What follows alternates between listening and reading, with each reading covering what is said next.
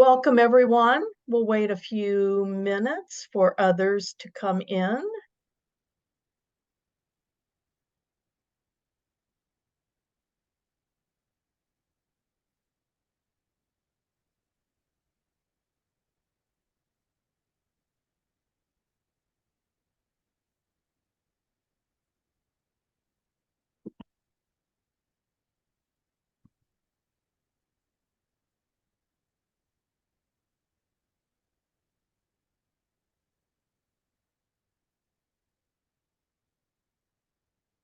Give it another minute. We still have people coming in.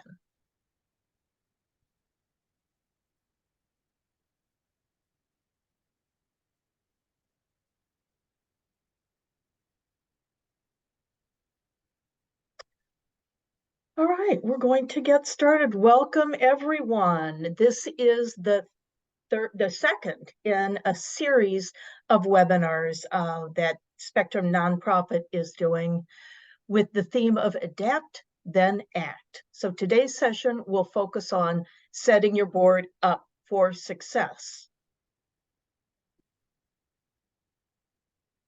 So to get us started, I've been thinking about this issue for a while. The board's engagement, its engagement in strategy. And when you think about it, strategy is not limited, certainly, to strategic planning times, the formal strategic planning process, if you will, or strategy development process. Good, strong organizations need boards to think and act strategically on an ongoing basis. The opportunities are practically limitless, and boards play a critical role in that. So BoardSource certainly recognizes board performance as critical to nonprofit organizations achieving their impact. In addition, the National Council of Nonprofits suggests that when they're truly engaged, board members can be extremely valuable to nonprofit organizations, not just as strategists, but in other ways as well. So I looked at the most recent Leading with Intent study results about board involvement and found this interesting piece about level of commitment. Now, these are the results of a major survey that BoardSource does. This most recent one from 2021. And I found it really interesting that when chief execs of nonprofit organizations, as well as board chairs, were asked to rate their organization according to, or the board of their organization, according to the level of commitment and involvement, both agreed. They gave their organizations a B-. So, is that good enough? Well, today we're going to talk with two very special people. Jennifer Bolger Breceda, who is the CEO of Milwaukee Riverkeeper. Yvonne McCaskill, who is a board director of the Northwest Side CDC in Milwaukee, among many other things. And my name is Shelly Schnupp. I'm a strategy consultant with Spectrum Nonprofit Services. So how important is board engagement? What does it look like? And what can be done to improve it? So let's get started.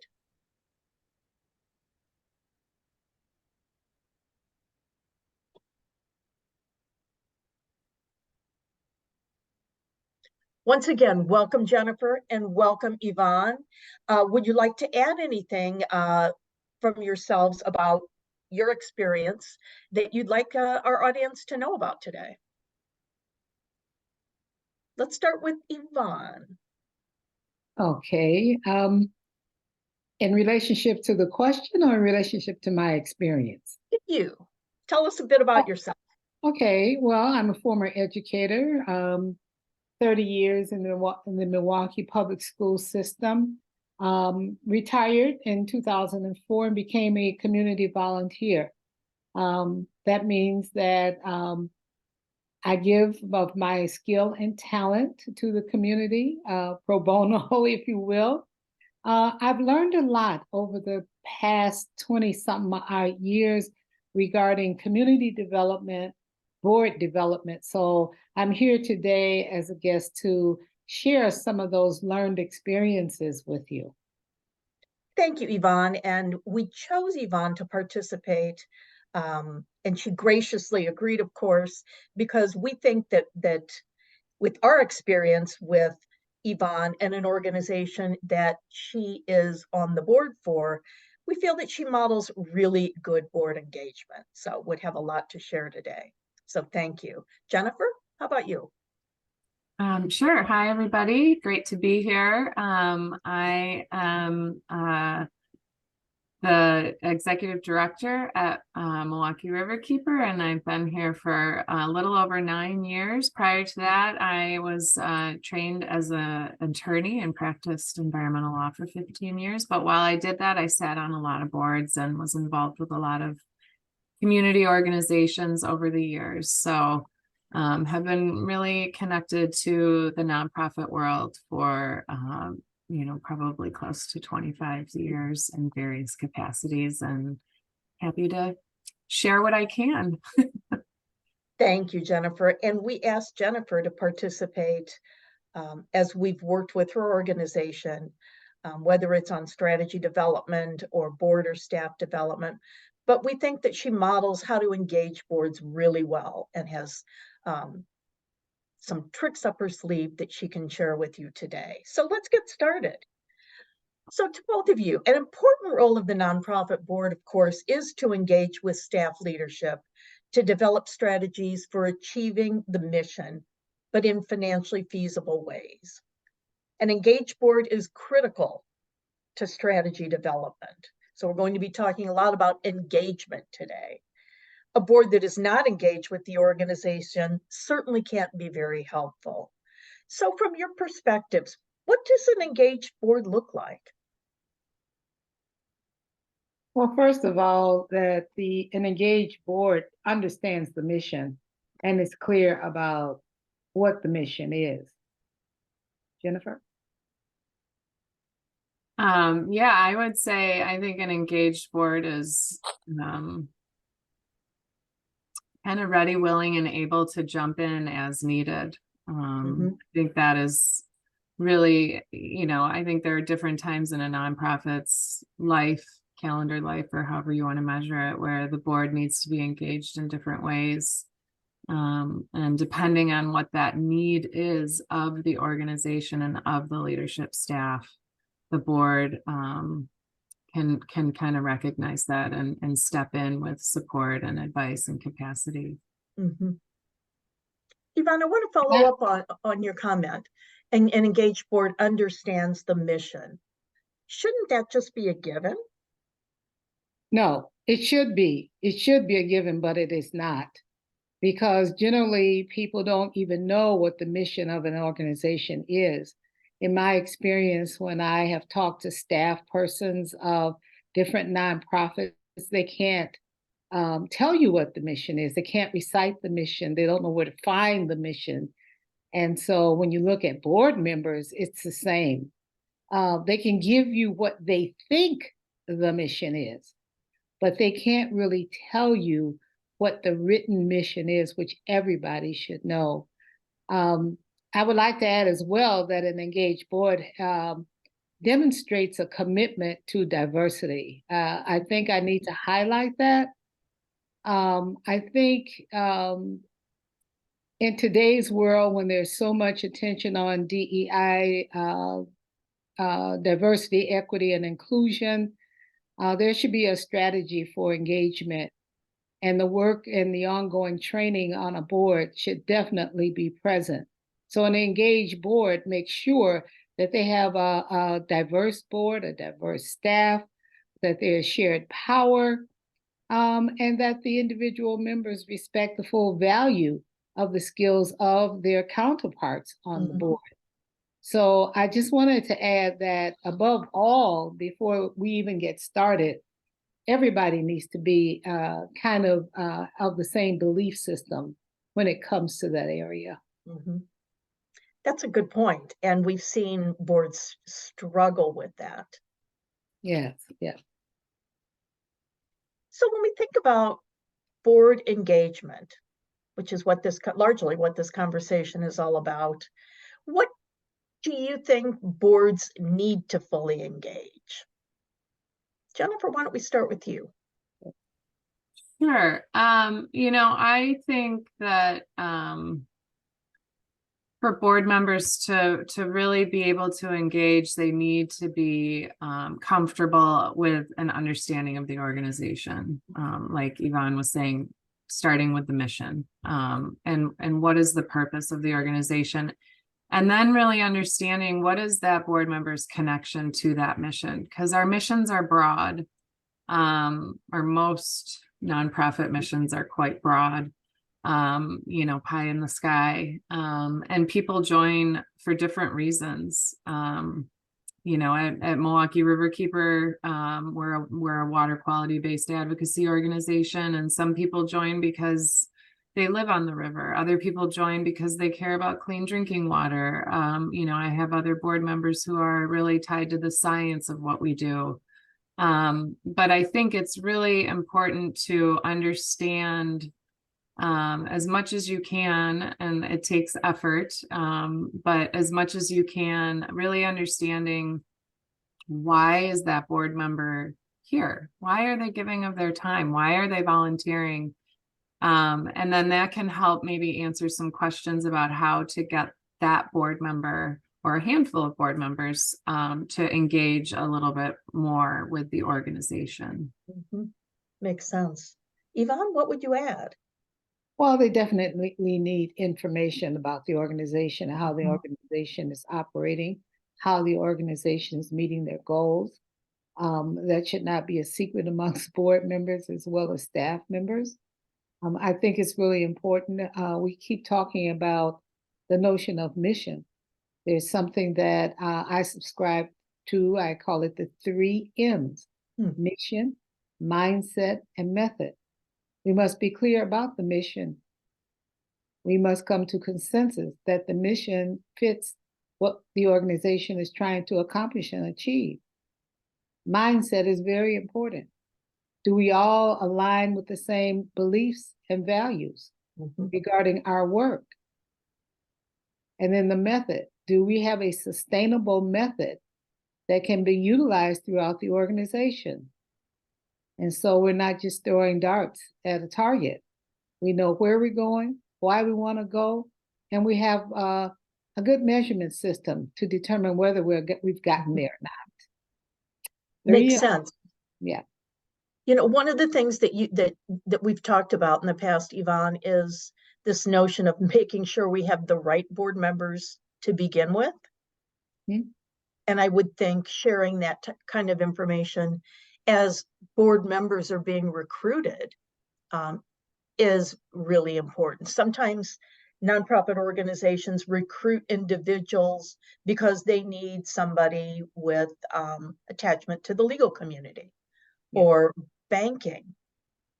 And that's useful, that's often important. But if we don't engage those individuals in understanding the mission and aligning with the beliefs and values of the organization, things can get difficult. Yes, and they usually do. And then, everybody's trying to figure out, well, what happened and what's wrong. It happened on the front end. You have to do the work. You must do the work up front to ensure that, first of all, that the organization's beliefs and values are in line with the mission. And that everyone is very clear about that. And so when you do your onboarding of, maybe even before onboarding your new board members, you need to have that conversation. Jennifer, anything you'd add? I totally agree with that. And I would just say maybe it's from like a tangible level. We have a policy that board members need to be on a committee or have a longstanding connection to the organization from like a volunteer perspective, longstanding being at least like a year. that board member to learn about us, not only our programming, but maybe through the committees, how some of the governance and strategic and mission-based work, sort of where it comes from and how we handle it. And we only elect board members one time a year, so that we are not constantly kind of onboarding people, and that our board members go through a very specific process. And there's been a lot of discussion about that, but we have a pretty strong policy. To be honest, when we first picked that policy and finalized it, I wasn't in love with it. I have found, though, over the last handful of years that it really is helpful. I do feel like it allows me to have board members who really want to be here, and they do understand what we're doing, and it helps to have kind of that pre-engagement piece, if you will, where they're already a little engaged, and then we take them to the next level. Now, of course, there are exceptions to the rule, but generally speaking, I found that process is useful. Great. So let's talk a little bit more about how to cultivate board engagement. Obviously, starting up front, picking the right people and getting them onboarded. But once we have them on our board, that doesn't mean that they stay engaged the whole time. Jennifer, I heard you say it takes work. So what else can organizations do to cultivate board engagement? Well, I think ensuring that your board members serve on a committee of the board. I've been on boards where people choose not to serve on any committee. I don't know how that happens, but it does. And so, they're kind of seen as outsiders. They're not engaged. They miss a lot of information. They don't really bring a lot to the table in terms of the organization. They bring other things, personal business, their own personal business experiences. But when it actually comes to the work of the organization, it's not there. One of the ways to get around that is committee work. And also, it's okay for board members to serve on a committee within their skill level, if that's what they're comfortable with. However, I encourage you to ask people to step outside of their comfort level and join a committee for information they may not know as well as where they earn their money professionally. For example, I'm a community person. I'm a past educator. I believe I bring a lot of skill and talent, organizational skill and talent to the table. But I joined the lending committee. Northwest Side CDC, where I currently serve on the board, is a CDFI, a Community Development Financial Institution. I joined the lending committee. I have problems, keeping my own bank account straight. But here I'm sitting with bankers and lenders, and what happened is I learned language of finance. I learned how lending or loans are processed. So I learned a lot sitting on that committee. And the other committee members were very patient with me and very giving of their time for coffee. So then I got to know a little bit more about the people behind the titles. So it fostered, more collaboration amongst board members. Your committee membership can be very powerful in your organization. That's a really good example, Yvonne. Not only did you learn personally, but I'm sure you're able to contribute more to conversations in board meetings in areas where you weren't able to do so. Yes, absolutely. And I also think it's modeling well for other board members. Jennifer, what would you add?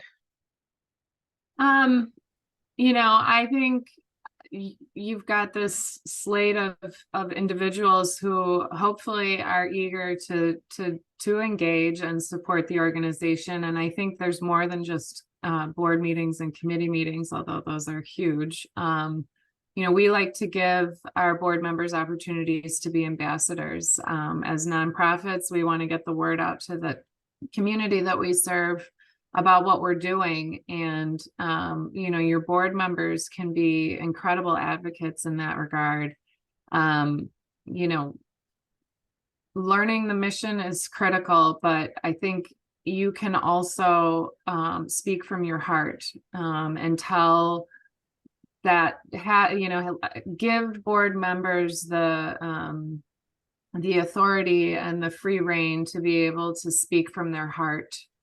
Why did they join this organization? Why do they care? Why is this important? I think when people can speak from their heart and tell a story at a cocktail party or an event or, at a coffee shop with friends, whatever it is, those are really important opportunities for connection. And if you can encourage your board members to do that, but not feel stuck with a script or a very formulaic, thing that they have to go through, and it can just be talking from their heart, I think that gives them maybe some more confidence. We do a annual cleanup every year. We have 4,000 volunteers that come out to over 100 different sites along the Milwaukee River and remove 100,000 pounds of trash or more. And we ask our board members to go to those sites, assigned to the sites. Obviously there's 100. I don't have that many board members, but we will ask them to go to some of the bigger sites and speak to those volunteers that have showed up that day about Milwaukee Riverkeeper and why are they there? What is this day about? What is the organization about? And come learn more about us. So we do that. I always try to have a board member speak at any of our events when we have a program of any kind. Obviously, board members may or may not be comfortable with that, but I think it's good to give them an opportunity. We also do a boat parade. We ask them to be boat drivers. So I do reach out to my board to try to engage them in the work that we're doing in a way that is comfortable for them and is not necessarily putting too much on them, but then allows them to really engage. Yeah, I couldn't agree with Jennifer more. When we think of board engagement, we're talking more about the boardroom. What does that look like? Mm-hmm.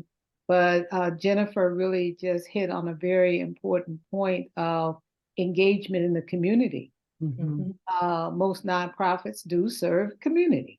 Mm-hmm. And so that work that she's talking about is critical. And I totally agree that you have to be able to tell the stories.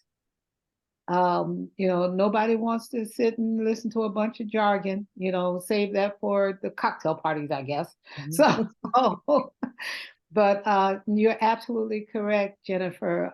That's another place that we can talk about what engagement looks like. Mm-hmm. Actually being on the ground, actually being in the community, actually seeing the organization at work in Mm-hmm. service to the community. Mm-hmm. Absolutely. Mm-hmm. Zero in for a minute on the board's role in strategy, in nonprofit strategy. What do boards need to work in partnership with staff leadership? I think most of us know that that's what it takes to develop strategy within an organization. And again, not just during a formal strategy process, but on an ongoing basis. We need board members to engage with our staff leadership to build strategy. What are some ways to get boards well-equipped to do that? Yvonne? Well, I've said it before, boards need information and an understanding of the needs of the community, thereby the needs of the organization. What does the organization need to put forth the mission and the vision? Mm-hmm. And the goals, what are those targets that they're trying to hit? You can't do it unless you have that kind of information. And yeah. So how does that happen? I think we hit on it already. Jennifer talked about telling stories. of the impact of the work that the organization has done. I think that storytelling paints a picture of what's going on. You know, you can have these lengthy reports, which I guess are good, especially for funders. But painting that picture through storytelling, I think, is great. People tend to remember that. Mm-hmm. So couching that information within that storytelling is very important. I think I'll toss it to Jennifer. I'm sensing that her wheels are turning to take on that conversation. Well, I agree with you. I mean, I don't think that the board can participate in strategic discussions without really understanding the needs of the community.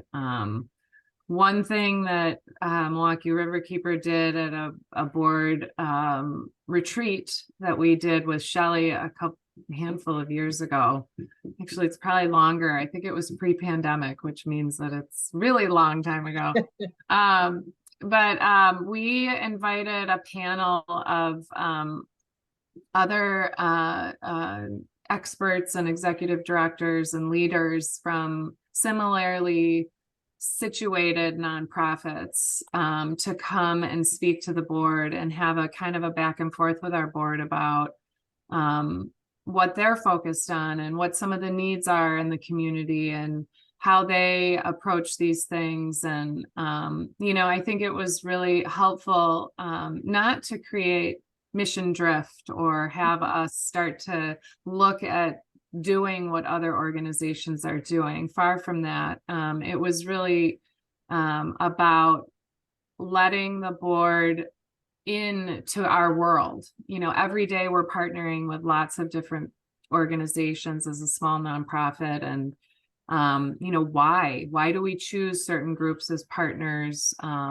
And how does that, you know, make the most sense for us as an organization? So I did get a lot of feedback from my board that was really useful for them, so that they had a larger vision of the community and what we're doing and why we're doing it. And I think that was pretty useful. Yeah, and I would think where you fit in. Go ahead, Yvonne. I'm sorry. And then going back to the shared values and beliefs and trust. Trust is a big thing. You must build those relationships to build that trust, and having a common language, because a word can mean different things to different people. I can recall when Shelly worked with us and she came up with impact. I mean, I think it took us a couple of sessions to work through that one word. Well, what do you mean by impact? Well, this is what it means to me. This is what it means to community. How are we going to use it? So a common language and understanding what some of those terms mean that are common within the organization. And the ability, as Jennifer said, to reach consensus and build those relationships. Boards don't need to be at odds all the time. So does this mean that board members and staff must all agree with each other all the time?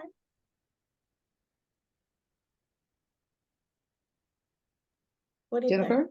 I mean, I don't think I need to agree all the time, but there does need to be consensus on, you know, the large things, the big picture. And, you know, I think there's also sort of the area where the board is supposed to sit in governance and strategy, and where the staff is supposed to sit in the programmatic world.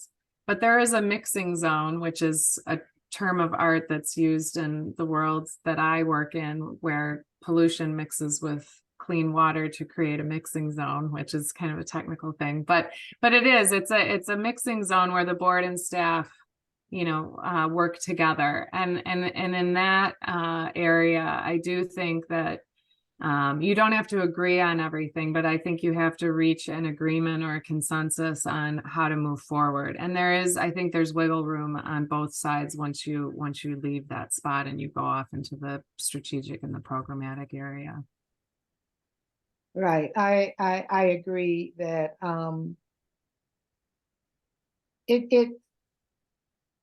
to me, it's a little tricky because you do want everybody to be aligned, but there needs to be something put in place. What was that term you used, Jennifer? A mixing zone. The mixing zone, the meeting of the minds, and then building consensus around, okay, we might not agree fully, but where can we meet in the middle? Mm-hmm. And then where can we go do this and where can we go do that? Otherwise, the end result is that nothing ever gets done. Because then there becomes a power play, right? I think Jennifer can, if she wants, can speak more about that. That is not where you want to be. And those of you who are out there, it takes so long to even repair anything that comes into a power pull push struggle. And there are ways to avoid it, unless you just have somebody who just festers that. But there are ways to avoid it and get around it, and even recover from it. Good. So what else can be done to nurture the board's ability to engage in strategy work? Well, the board needs to know how the organization is assessing impact. How do you know you hit your target? What is your evidence? How do you know you know?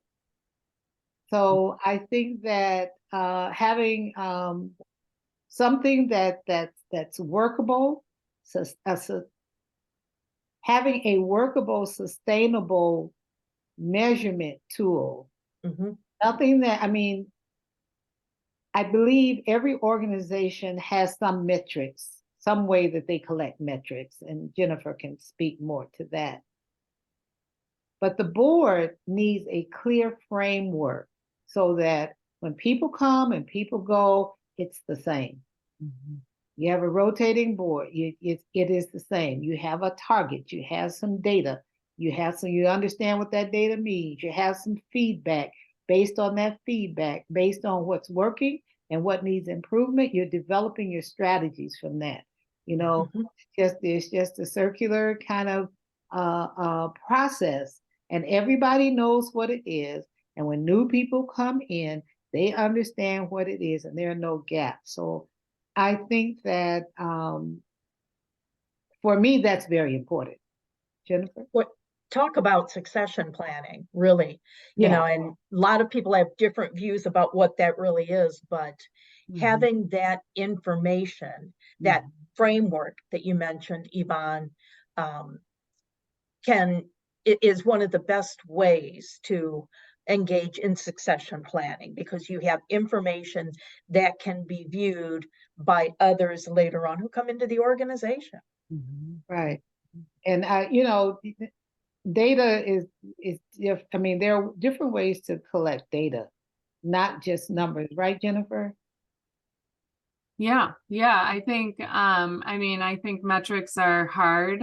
A lot of people look at metrics or impact in terms of numbers and volume and size.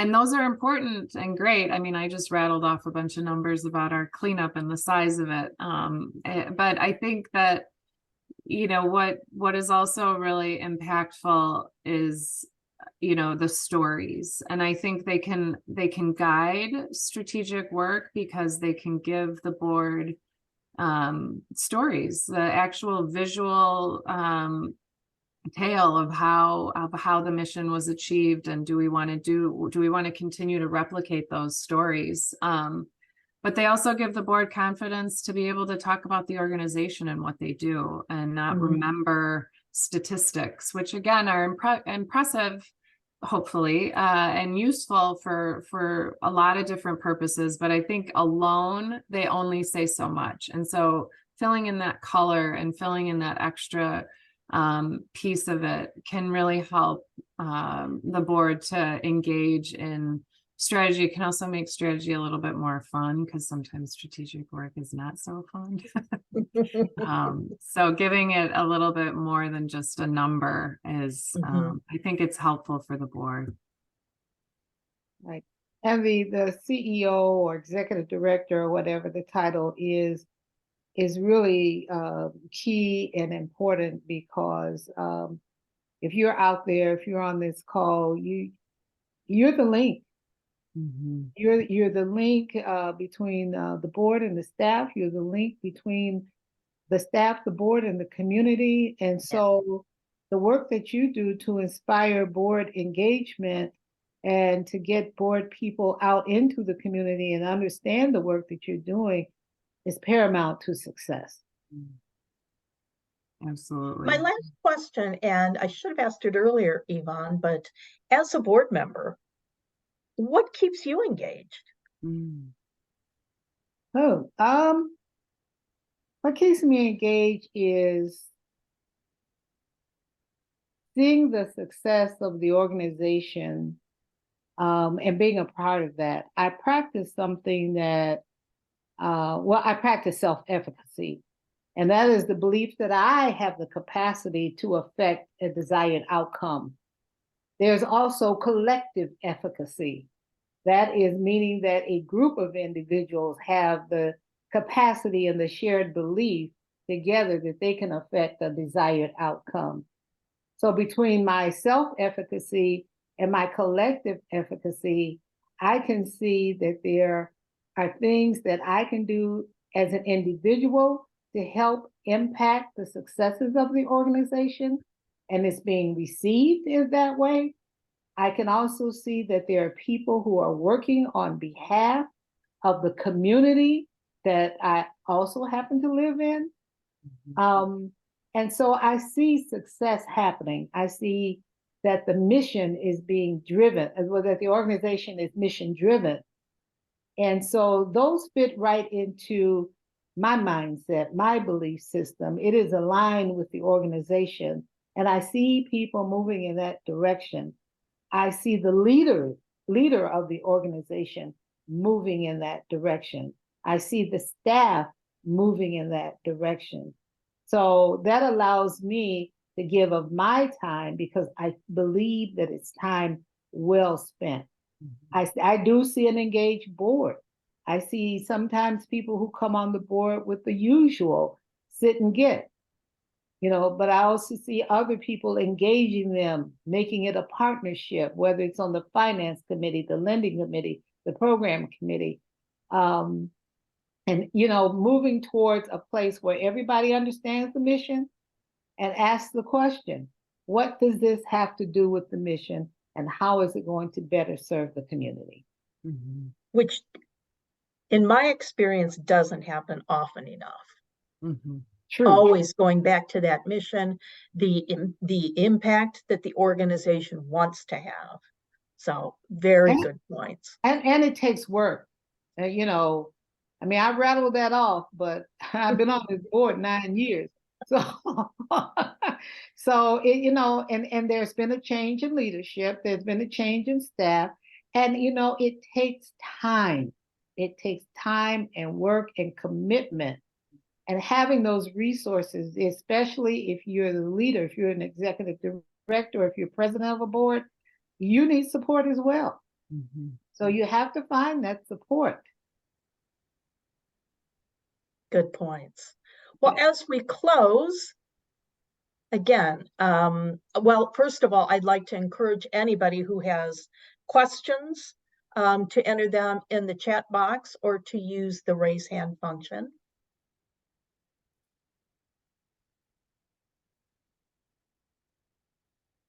And in the meantime, just a few final thoughts. I like this quote from Board Source: taking time to ensure that each board member becomes personally invested and engaged in the mission of the organization is time well spent. And I certainly heard that today. Jennifer mentioning, where are people's hearts when it comes to the organization? And even though it takes time, as Yvonne just said, an engaged board that is committed to the mission and committed to the organization and giving of their time, nurturing that isn't always easy for nonprofits, but it does seem to be time well spent. Let's see if we have any questions.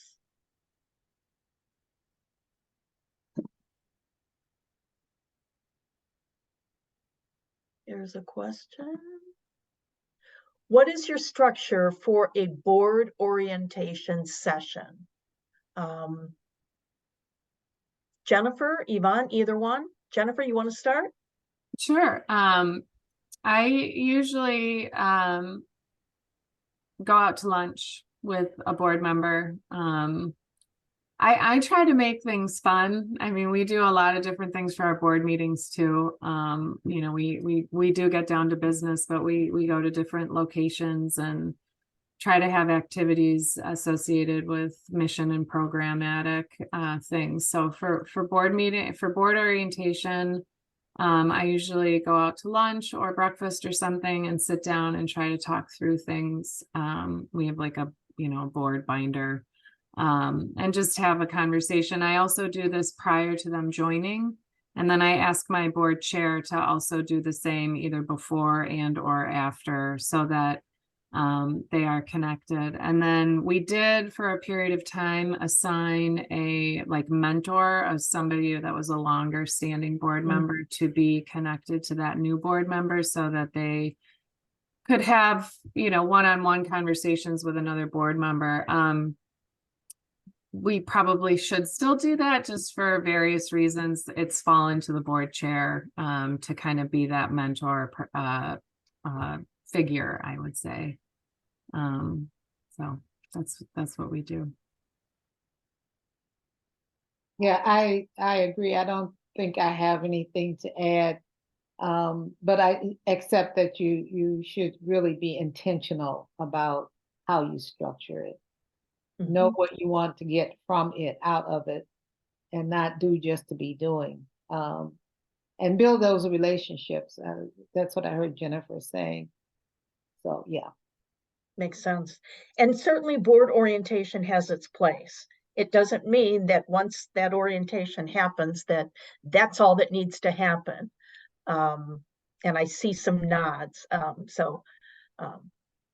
Continued orientation, if you will, or just board education and engagement makes so much sense. Absolutely. Yep. Anything else? Well, just to assess, I don't think we touched on this, to assess the level of board experience that the individuals have that you're inviting to your board. Have they actually had any board training, formal board training? Do they understand the legal obligations of sitting on a board? Because there are some. Yep. I think boards don't always talk about those things, but it definitely should be revisited too from time to time. That makes a lot of sense. A quick question: do your boards have term limits? Yes. My personally at Riverkeeper, we have a board term is 3 years, and board members can serve up to 3 consecutive terms, so 9 years total. I've been associated with boards that do not have term limits. And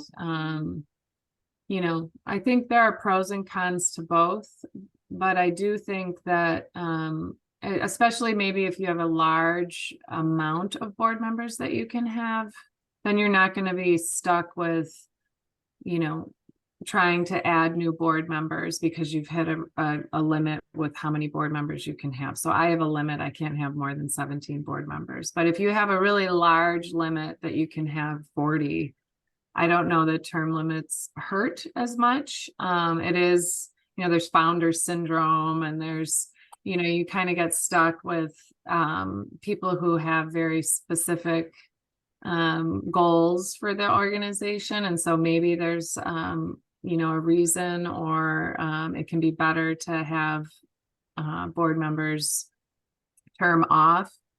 But I think the most important one is making sure that you can continue to bring new community members into the fold. I mean, that is what board service is about, is serving the community, bringing the community in. And when you don't have the ability to bring in new committee members and board members, you are sort of hurting the organization. And so I do think that term limits, not only from a governance perspective, serve and have value, but they also have value from the mission and the core of the organization.